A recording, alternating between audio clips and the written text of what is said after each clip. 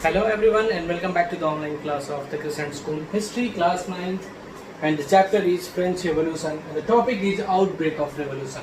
So in the last video we were talking about the National Assembly, how the National Assembly was constituted and by the people when they went to the which court they went.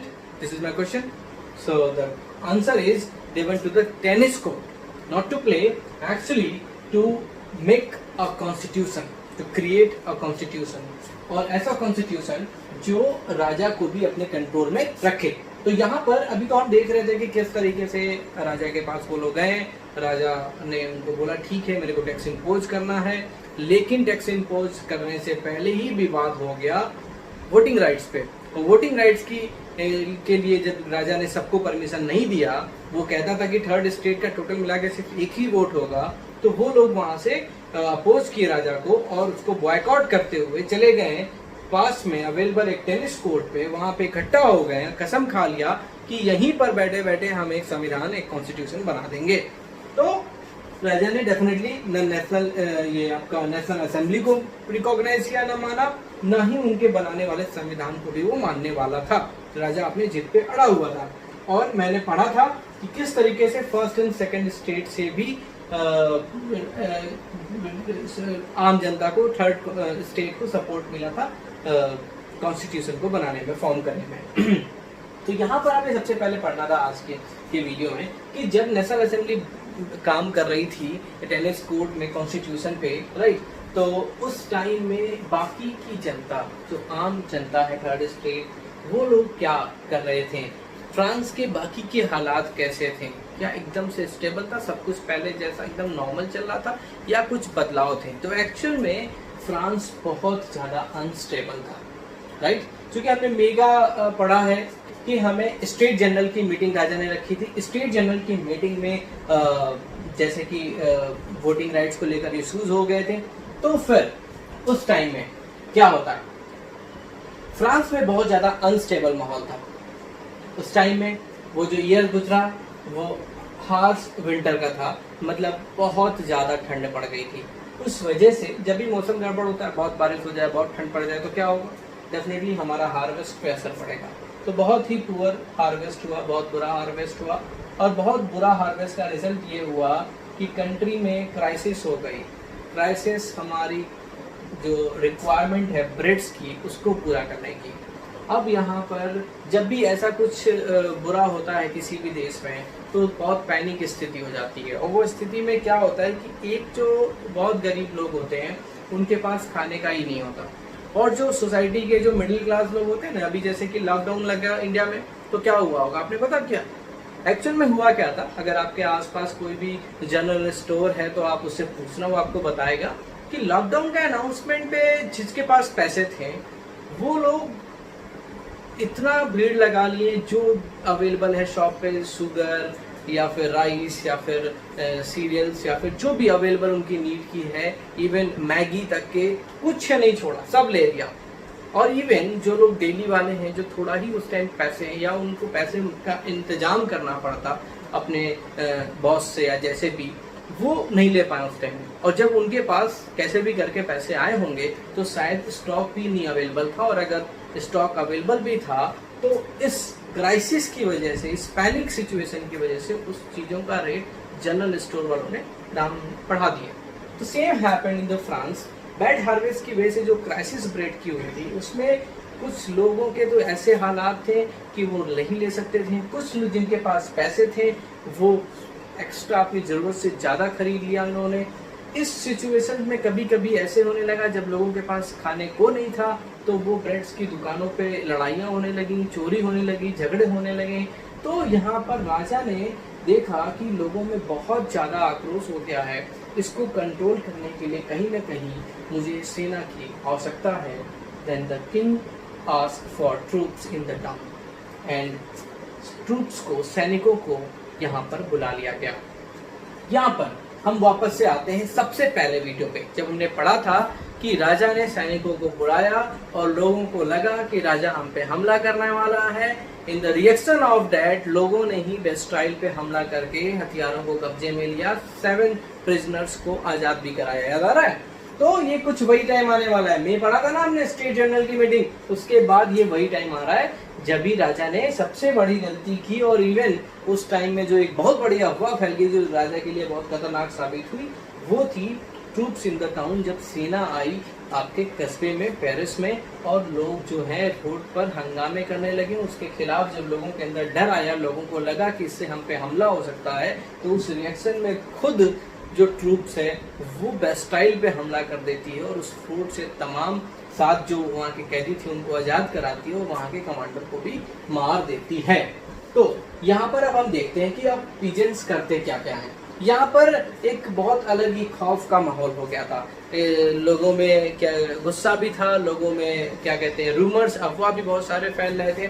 देखिए पहला sentence यहाँ पे लिखा हुआ है peasants attack, यहाँ पर लिखा हुआ है चेटेक्स। अब इसको हम अगर, ये फ्रांस वर्ड है, इसका मतलब होता है महल, अगर फ्रांस का प्रोनाउंसिएशन बोले तो सैतु, सैतु इसका मतलब होता है हिंदी में महल, राइट, इंग्लिश में पैलेस। तो ये किसका रिएक्शन था? Reaction of fear of manner. Manner का मतलब, मैनर को अगर हिंदी में अगर हम देखेंगे तो आप गूगल ट्रांसलेट करोगे तो आएगा जागीर। जागीर होता है ना, ये हमारी जागीर है। तो जो बहुत बड़े लैंडलॉर्ड होते थे उनके मैनर्स, जहाँ पे उनका रेसिडेंस, जहाँ पे उनके गोडाउन सब कुछ होते थे, और उनको ऐसा लगा कि जो ये आपके क्या कहते हैं कि लैंडलॉर्ड्स हैं जो बड़े बड़े, वो कहीं ना कहीं इनकी जो फूड्स हैं, जो गांव वालों के, जो आम इंसानों के जो स्टॉक हैं उस पे आग लगा देंगे और उसको पूरी तरीके से इनकी फसल को बर्बाद करने वाले हैं, वो इन पे अटैक करने वाले हैं। वो हायर कर लिए हैं बड़े बड़े गुंडों को या फिर हथियारबंद लोगों को जो आम जनता पे हमला करके इनको पूरी तरीके से बर्बाद कर देंगे। तो उसके अभी ये वो कुछ करते, इस अफवाह में इस बात को सुनते ही जो पीजेंट्स थे उन्होंने ही अटैक कर दिया उनके महलों पे, और तमाम महलों पे इस पे अटैक कर दिया गया। अभी पब्लिक में क्या था ना, नो इंटरेस्ट ऑफ पीस था। पब्लिक ऐसा नहीं थी कि अब जैसे कि अत्याचार चल रहा है वो बर्दाश्त कर रही है, वो ऐसा माहौल नहीं था। अभी पीस खत्म हो गया, शांति खत्म हो गई, सबको रिवॉल्ट मोड में आ गए थे। जैसे एक मोड ऑन हो गया, अब भैया हमें जो है रिवॉल्ट ही करना है, तो सब एकदम विद्रोह पे आ गए थे। अगर ये हुआ तो ये इससे पहले वो हम पे हमला करे, वो हमारा नुकसान करे, चलो हम ही हमला कर देते हैं, और वो रिवॉल्ट मोड में आ गए और उन्होंने हमला कर दिया।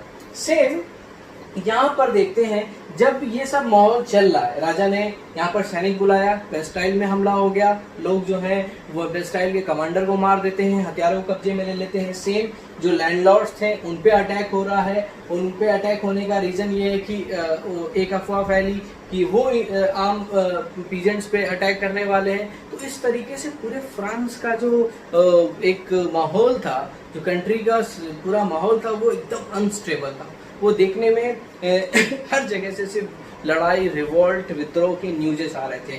तो राजा को पता चल गया कि अभी सिचुएशन उसके कंट्रोल में नहीं है। तो वो राजा, वो जिद्दी राजा जो पहले न नेशनल असेंबली को रिकॉग्नाइज कर रहा था, न पहले उनके कॉन्स्टिट्यूशन के बारे में इवन सोच भी नहीं रहा था कि हम उसको मानेंगे, उसने नेशनल असेंबली को रिकॉग्नाइज किया एंड एक्सेप्टेड द कॉन्स्टिट्यूशन, और कॉन्स्टिट्यूशन को भी एक्सेप्ट किया।